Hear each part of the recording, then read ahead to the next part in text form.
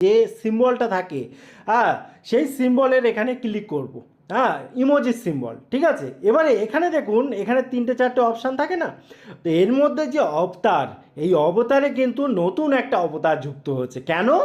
কারণ যে ক্রিয়েট অবতার, এখানে যখন আপনি ক্লিক করবেন, এখানে দেখুন একটা ক্যামেরা ওপেন হয়ে গেল, ঠিক আছে।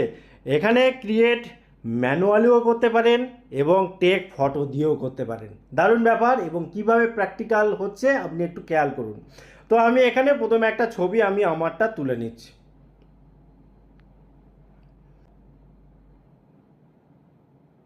দেখুন, ছবি একটা তুললাম, তারপরে এগুলো ফটাফট আমি করে ফেলি। যে কোনো একটা স্ক্রিন টোন দিয়ে নিলাম, যে কোনো একটা এখান থেকে।